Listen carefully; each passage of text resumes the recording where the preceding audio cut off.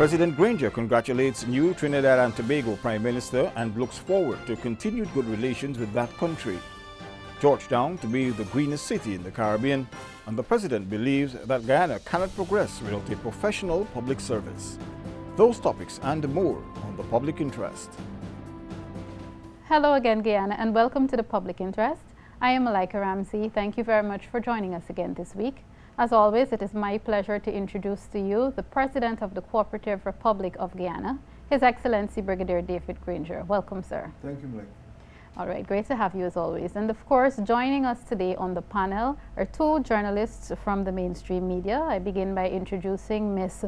Olutoyi Allen from the Stabrook News and also Mr. Tejram Mohabir from the Guyana Chronicle. Welcome to you both. Great to have you. On today's program, today's edition, I'd like to focus on three major issues that are impacting our nation at this time. Of course, that's the impact of the results of Trinidad and Tobago's recent elections, the reformation of the public service in Guyana, and of course, the Brigadier's quest to make Guyana a green nation, so to speak. Sir, let's first begin with what's happened, or I should say what has happened in Trinidad and Tobago. Following recent elections, of course, Mr.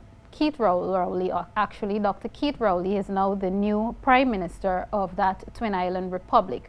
What does the change from a partnership government mean to Guyana's current partnership government at this time? Well, I don't think that the entry of the PNM as a single party into the government of Trinidad and Tobago is necessarily significant in terms of its comparison with a coalition or a partnership. What is significant is that Guyana's relations with Trinidad and Tobago will remain intact. Trinidad is a very important economy, a very important part of the Caribbean community. And in our relations with Venezuela, particularly this year, in the wake of the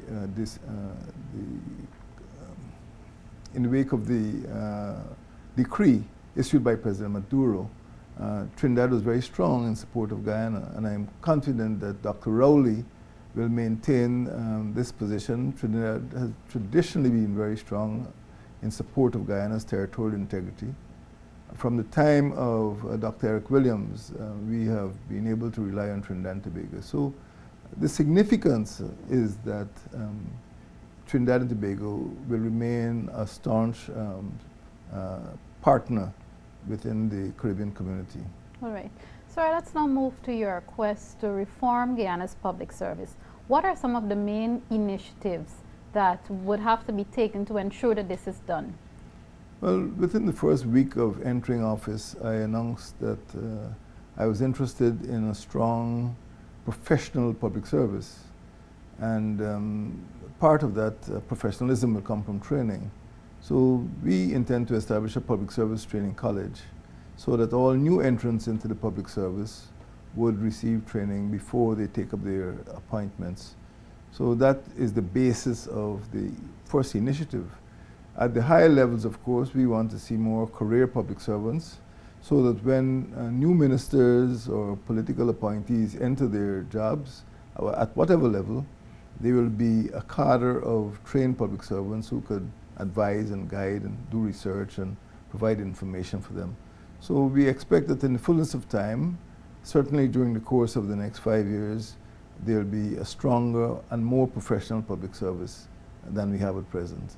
And sir, finally, before I give the other members of the panel an opportunity to pose their questions, when you initially took office, you were on a quest to make Guyana, quote unquote, a green nation. There seems to be a bit of a slowdown where that is concerned. What are your sentiments on us going forward in terms of making Guyana a green nation? Well, my first sentiment is one of disagreement. I believe that the idea of greenness is catching on.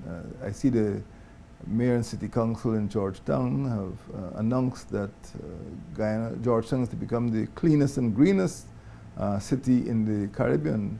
So I would believe that it is gaining momentum. The whole idea is to tackle the problems of solid waste, tackle the problems of litter, tackle the problems of the destruction of trees and parapets and vegetation, and the parking of vehicles, helter-skelter in the city. But we also want to see, as of next, on the 3rd of October next month, there'll be National Tree Planting Day. We want to see more vegetation. We want to see the parks being restored, the parade, what used to be called the parade ground, now Independence Park, the Promenade Gardens, the Botanical Gardens. We want to see a regreening of Georgetown, and we want to take this message to other places, Bartica, Mahdia, Lethem, Mabaruma. We want to see Guyana greening again. So it's not just cleaning, but it's also making Guyana more environmentally friendly as well. Okay, thank you very much, sir. But we're not slowing down. Okay, great to know, sir. At this time, I'd like to open up or to invite the other journalists on the panel to pose their questions, of course, regarding some of our lead topics and other questions that they may have, beginning with Ms. Allen from Starbrook News. Mr. President, in relation to Trinidad, could you say what are some of the priorities that we'll be discussing with Trinidad? And would this include accessing oil from Trinidad? It would include accessing petroleum. Trinidad is a very important partner within the Caribbean community. We want to see greater progress on the Caribbean single market and economy. We also want to see that the agenda that Guyana is responsible for, that is agriculture, would be advanced. As you know, the community's food import bill is very large, and we expect that Guyana particularly would be able to use this opportunity to export more agricultural commodities to Trinidad and Tobago and to Barbados, the Eastern Caribbean in particular. And you're quite right that Trinidad is a major petroleum producer, and although we are part of Petrocaribe, we cannot depend entirely on Petrocaribe, on Venezuelan petroleum, and we will be walking on two legs. We'll be accessing petroleum from Trinidad as well. So friendly relations in Trinidad have been traditional, and we expect that under Dr. Rowley the relations will continue and get even stronger. Just a follow-up to that, sir. Could you say what percentage of our oil we hope to access from Trinidad, and are we looking for a deal similar to Petrocaribe? Well, that will be a matter for the Trinidad and Tobago government. The concessions offered by Venezuela were part of a bigger arrangement under the Bolivarian Alternative for the Americas, ALBA. And I am not sure that Trinidad will want to have a similar deal. But Trinidad has been traditionally the main supplier of petroleum. I can't give you the actual percentage, and I think it will continue to be under Dr. Rowley. Teodram, would you like to pose a question? Yes, from the look of it, Georgetown seems to be returning to the state of being a garden city. I'm glad you agree. Yeah. How would this effort be maintained? But largely through the City Council. One of the biggest problems we had in Georgetown over the last 20 years is the sort of Cold War between the central government and the municipal authorities. And we feel the Cold War is now at an end. We now have a town clerk who is responsive to the needs of the council, the elected council. We are now moving towards local government and municipal elections. And we have cordial relations with the City Council. We want to help the City Council to help themselves to make Georgetown the capital of an independent state. And many visitors coming to Georgetown over the past 20 years or so have been very disappointed at the condition of the city. Well, that will stop now. This is an effort being pioneered by the City Council itself, and we want to give them all possible support. It's not a central government responsibility, but we will help the City Council to help itself to clean up the city. I know there is another matter. I don't know if any of the journalists wish to pose questions on the public service reformation program. Yes, sir. What's your vision for the public service, and how do you intend to see it, or what do you want to see of it in the next 5 years? This country cannot run without an efficient public service. And I would say combined with its efficiency is its professionalism, which means that the persons who go into the public service must aim at working there for a career, throughout their careers, maybe 30 or even long 30 years, 40 years perhaps. And without an efficient public service, no part of this country could run. Not aviation, not public health, not police or law enforcement. So what I want to do is make sure people are properly educated and well trained before they enter the public service. That's what I want to see. Second, regardless of which political party is in office, I want to see the public servants performing their functions efficiently, providing advice and information to their ministers, and carrying out their duties, whether they are in forestry, whether they're in mines, whether they're in customs. I want to see an unbribable public service so that whenever a foreigner comes in, an investor comes in, he will see in the public servant, whether in or out of uniform, he'll see in the public servant somebody who is committed to enforcing the laws of Guyana and to serving the public. That's what I want to see. And when I leave office, or when my first term expires in 2020, I think we'll achieve that objective, re-professionalizing the public service. So anywhere you go, to the post office, to the police station, you will get service. That's what I want to see. Mr. President, since the coalition government has come into power, one of the criticisms has been the number of ministries that we now have. Prior to 1992, the PNC, which is now a large part of the coalition, had restructured the public service and had brought it down to 12 core ministries. The PPP would have did their own thing when they were in power, but why didn't the coalition keep probably 12 ministries instead of several? Well, we started with 12 ministries, but the workload could not be borne by those 12 ministries. And we also have 6 partners in the coalition. As part of the Cummingsburg Accord, we were committed to giving the Alliance for Change had a certain demand, which was for the ministries of agriculture, tourism, public security, and public infrastructure. And of course, there was a question of proportionality. So those ministries could not be diminished because they were part of the agreement. And in fact, there are only 14 core ministries, 15 core ministries. The Ministry of the Presidency has several major departments which are treated as ministries. For example, social cohesion, and also governance and citizenship. So it is not as though there was a massive cabinet. The cabinet technically is smaller than it was under the PPP. But not in terms of the ministers, sir. Well, there is a large number of non-cabinet ministers who are ministers within the ministry, but these are not independent. There's one Ministry of Communities, but there are 2 ministers within that ministry in addition to the subject minister. But there's only one Ministry of Communities. But there is a subject minister, there's a minister who has been given certain responsibilities, housing and other functions, and there's another minister, Don Hastings, who has other ministerial responsibilities. But really there's only one Minister of Communities, that is Mr. Ronald Bulkan. We must move on from this segment. Thank you very much, Your Excellency. Now I'd like to give the journalists on the panel an opportunity to pose questions, burning issues they may have for His Excellency. Of course, this is outside of the 3 main topics that we mentioned earlier, of course, and this time I'll begin with you, Tejram. Yes, thank you, Malaika. Mr. President, would there be any revamp of the anti-narcotics unit? There's KANU and then there's the police force.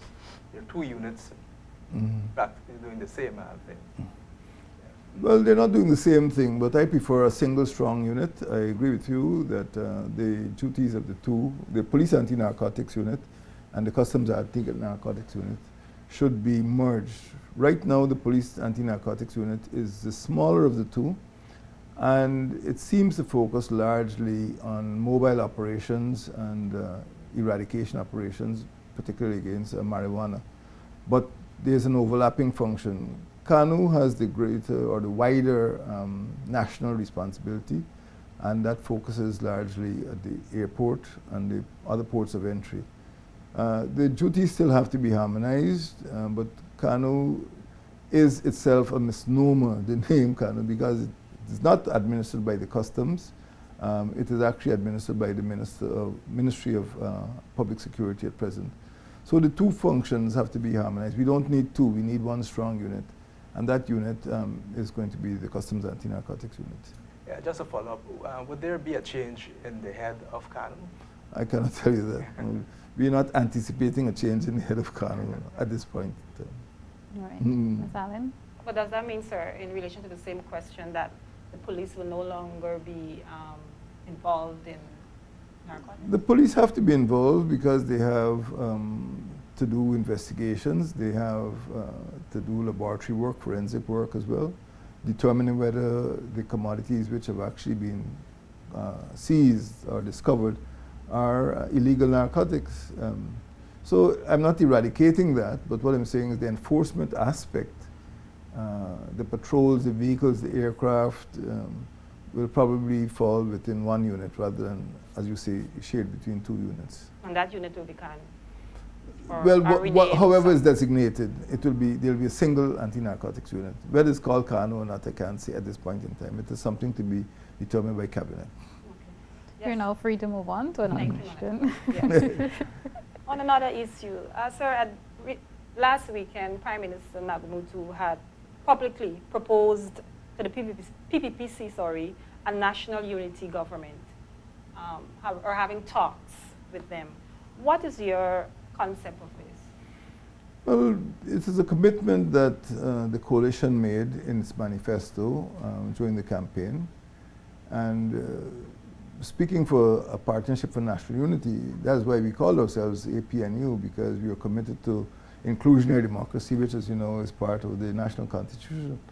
But after the coalition was formed, it was adopted, and we felt we should proceed along the same lines. And as I've said before, we've got 51%, and I do not see that it is prudent or an intelligent strategy to lock 49% of the electorate out of government. So we had at all times aimed at having an inclusionary democracy, an inclusionary government, so that the 49% don't feel locked out. So the Prime Minister was quite right. It is part of the philosophy of the coalition that we have some form of sharing and some form of national unity, some form of inclusionary governance. So that is part of the coalition philosophy, yes. But it doesn't include, sir, executive power sharing, maybe offering the opposition some cabinet positions? We have started to speak. We had a meeting with the leader of the opposition, and we respect his views. He has to discuss things within the party. He belongs to PPP. And whatever proposals they come with, we are prepared to consider. But right now we are in talks, and we don't want to jeopardize the talks. And I've met Mr. Jagdeo. We had a very cordial meeting, and I look forward to the development of this concept. But we want to deliver to the Guyanese people an inclusionary government. And let's see where the discussions lead. Tejan? Mr. President, year after year, we have the Amerindian Month celebrations. The Amerindians are brought from the various communities to Georgetown to engage in the celebrations, and they're drinking and sporting and so on. One of the things I observed, probably from the look of it, it doesn't appear that the celebrations is focused in any way, or give me any strong focus, apart from the cultural, the preservation of their culture. Is there any move to have those celebrations include entrepreneurship and more focus on community-based tourism and so on and so forth? Well, yes, as you know, several events occurred serially, I see. The first was the National Tushos Conference, and that was a very important annual event, and more or less it merged into Amerindian Heritage Month. And what we see happening is that some of the points which were raised at the National Tushos Conference involved what I call building happy households. It involved entrepreneurship, involved several other things, education, strengthening the role of women within the communities. So we see stronger economies. The hinterland, where most of the indigenous people live, is the richest part of the country. It's rich in timber, it's rich in minerals, and it has great ecotourism potential. So we would like to see greater entrepreneurship, but at the base of the economy is the education system. And we have to reform the education system so that more children in indigenous communities have access to education. There are fewer dropouts, there's a higher quality of teaching, and more people graduate who can go into university and go into tertiary, other forms of tertiary education, either vocational level or the university level. So there's got to be a lot more spade work. So it is not true that they only come down to Georgetown because many of the indigenous celebrations take place countrywide. Every year a different village is elected. I think this year it will be Santa Arta. But many of the celebrations occur outside of Georgetown. Yeah, it's Indigenous Heritage Month. Is there any, or do you believe that probably these celebrations should be held in the Amerindian communities rather than in Georgetown? Yes and no. Certainly, indigenous people are part of the national population, part of the national community. But many people living on the coastline are not aware of the customs, the rituals, the culture, the practices of the indigenous people. This is a point I made both at the celebrations here and at the National Two Shows Conference. Sometimes you have public servants, spending months or years in the hinterland who can't speak a word of the indigenous language in the communities where they live, or Akawai or Arakuna or Patamona or Wapishana. So it is a two-way street. It is good for the indigenous people to come to town so that people in Georgetown or the coastal areas are more aware of their customs and are more respectful of the indigenous people. Equally, these celebrations should also be held in the hinterland to generate greater pride and a sense of identity. So we don't want to treat Indigenous Peoples Month, as it's called now, as something which is exclusive. It is inclusionary, and all the Guyanese people should be proud of the heritage. When you look at a map, most of the names you find there are names that were given to those features, rivers, mountains, by indigenous people. The plants and the animals that we see in the hinterland were all named by the indigenous people.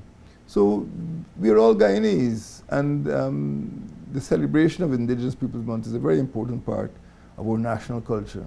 And as I said, it is good for the people in the coastland, on the coastline, to be part of that celebration because it demystifies, race, and it creates this feeling of integration. It's ours after all. Not just the pepper pot, but everything that people stand for. And important part of it too is appreciating the language and the culture, the way people do things.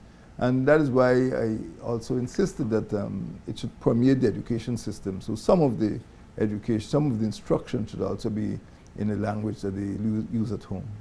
Thank you, Your Excellency. At this time, with moments left in the program, I will allow one final question from Ms. Allen from Starbrook News. Wow. Time flies. Yes.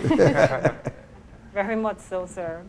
And I hope I'm not accused of going back. But on the same issue of national unity, if there is no power sharing, sir, is your government prepared to move to a referendum for constitutional change? I don't follow you. If there's no power sharing, we are in talks, and we have not been made any offer by the PPP. They have not asked for anything, so we are continuing to talk with them, and we don't want to prematurely determine what they're going to ask for. Well, let's see what, as I said, we had a meeting with Mr. Jagdeo, and we respect his position, and we expect to be moving at the pace that they determine. We don't want to force the pace. What is constitutional change on the agenda there will be, yes. We've already done the preliminary work as part of our 100-day plan, and there will be constitutional change, but it will be broad-based. It wouldn't be a boardroom change. It will be based on open, public, transparent consultation. Thank you very much, Your Excellency. And of course, thank you very much to the members of the panel. Unfortunately, this is where we have to bring the curtains down on this edition of the Public Interest. Of course, with me would have been Ms. Oluwatoyi Allen from Stabrook News, a very interesting and unique name. Yes, and indeed. Of course, Mr. Tejram Mahabir from the Guyana Chronicle. Thank you very much for both of you for joining us. And of course, His Excellency, the President of the Cooperative Republic of Guyana, President Brigadier David Granger. I'm Malaika Ramsey. Thank you very much for joining us, and do join us again next time. Goodbye.